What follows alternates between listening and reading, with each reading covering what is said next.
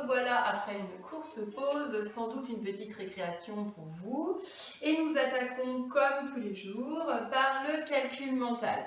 Alors, la semaine dernière et la semaine d'avant, nous avions beaucoup manipulé avec, si vous vous souvenez bien, les martiens et les terriens. Alors, de quoi est-ce qu'il était question exactement?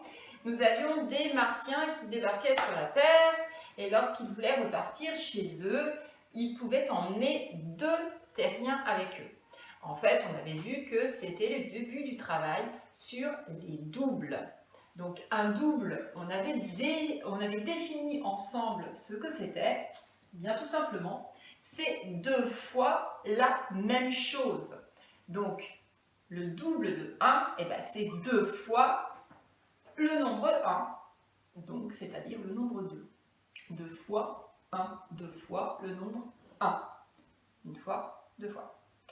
De même que le double de 2, c'est-à-dire 2 fois le nombre 2, eh bien nous arrivons à 4. 2 fois le nombre 2. Pour s'assurer que vous ayez vraiment bien compris ça, vous pouvez ressortir avec papa et maman les cubes, les perles, les allumettes, enfin tout ce que vous pouvez qui est à votre disposition et organiser en fait des collections de doubles. Alors, par exemple, rien de plus facile que de regarder nos pieds parce qu'effectivement, il est difficile. Personne ne marche sur un pied. Donc par conséquent, on peut dire que le meilleur double que nous ayons, c'est nos chaussures. Et nos chaussures fonctionnent toujours par 2. Donc c'est les mariages qui sont à faire. Les doubles, paf, c'est des mariages.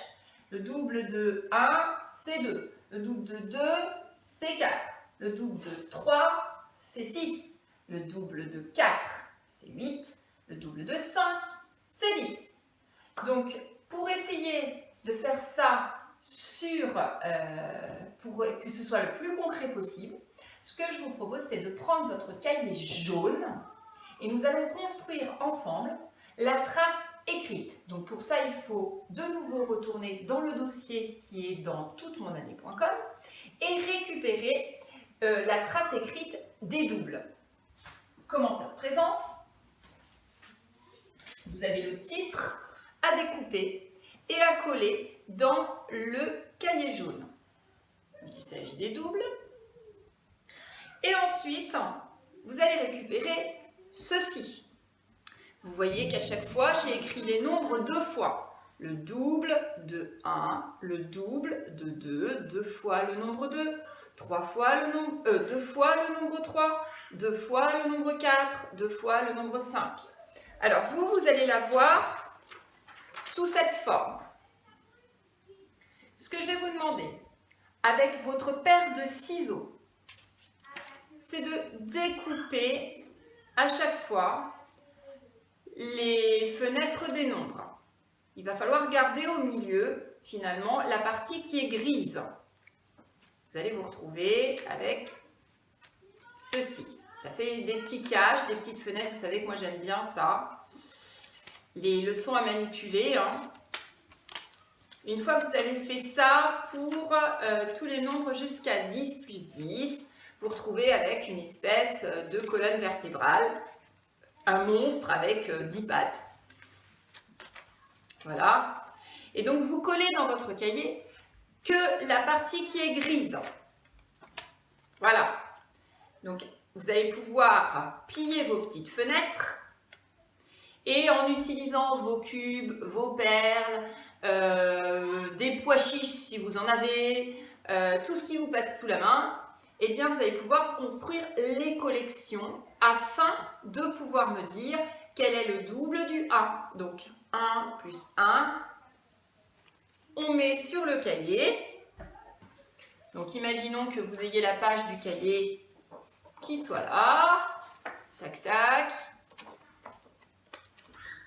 Eh bien on écrit sous la fenêtre du 1 plus 1 le résultat. Puis ensuite, on écrit sous la fenêtre du 2 plus 2 le résultat, etc. jusqu'à 10 plus 10. Attention, faites-le consciencieusement, tout simplement parce que ça, ce sera à apprendre par par cœur. Les doubles 10 jusqu'à 10 plus 10 sont à savoir par cœur pour arriver en CE1. Donc ça, faites-le très très consciencieusement. Ce sera vos devoirs de ce soir.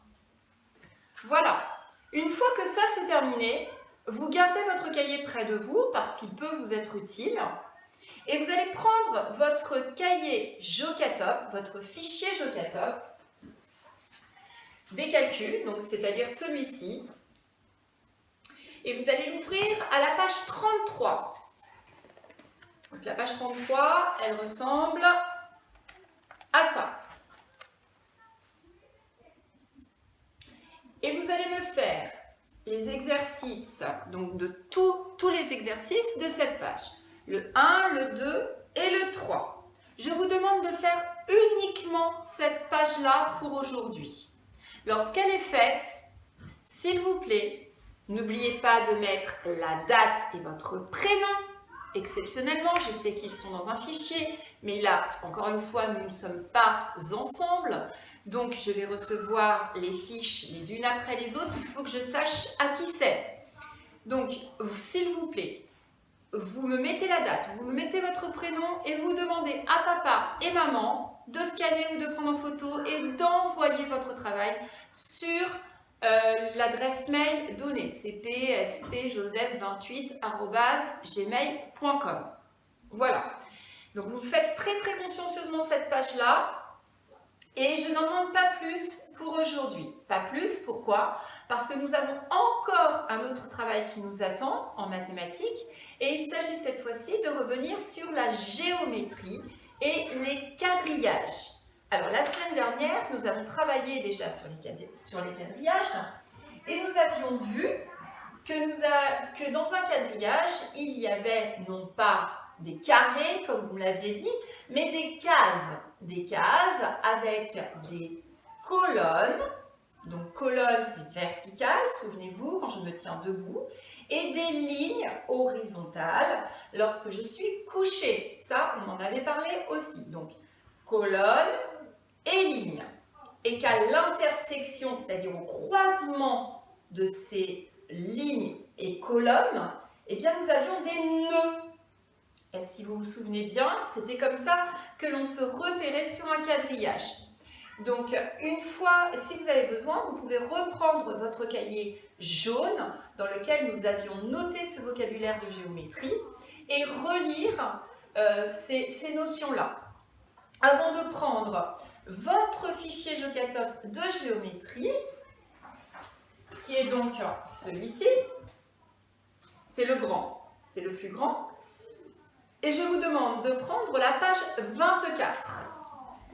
La page 24,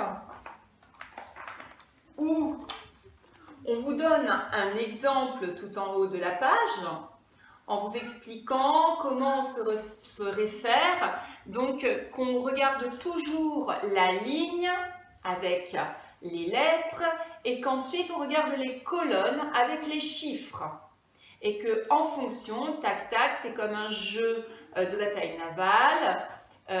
En A1, tu es touché, c'est la fraise. Voilà. Et c'est exactement la même chose qu'on vous demande dans les exercices 1 et 2. Et ça, je vous demande également de le faire consciencieusement et de me l'envoyer une fois que c'est terminé. Voilà. Pour aujourd'hui, eh bien, c'est déjà pas mal, c'est terminé. Attention, je ne vous laisse pas sans rien faire, sinon ce serait pas drôle. Je vous demande pour demain, en guise de devoir, 1. De connaître parfaitement les mots à écrire pour la dictée, à savoir le mot aujourd'hui et le mot animaux. 2. Je vous demande de lire votre lecture du soir qui est dans le fichier que vous trouvez dans toutemonannée.com. Alors là, il y a 2 pages. Vous lisez la première, d'accord? Pas la deuxième. D'ailleurs, en rouge, vous verrez sur la première, il y a écrit mercredi. Sur la deuxième, il y a écrit jeudi. Donc, il y a la lecture pour le mercredi soir et la lecture pour le jeudi soir. Voilà. Et enfin, je vous demande d'apprendre sur le bout des doigts, de commencer à apprendre, parce que j'imagine bien que ça ne va pas se faire comme ça en un claquement de doigts, tous les doubles jusqu'à 10 plus 10. Il faut que ce soit quelque chose d'automatique. Que je vous dise 3 plus 3, paf, ça fait 6. Il faut que vous puissiez me le dire en 1 seconde. D'accord? Et à partir de là, je pourrais vous proposer des jeux. D'accord? Mais en attendant, je vous laisse avec ces 3 recommandations pour demain. Orthographe, mot de dictée, lecture du soir, qu'il faudra récupérer dans le fichier, puis vous les collez dans le cahier violet, comme d'habitude. Et 3, les doubles, qui sont dans le cahier jaune.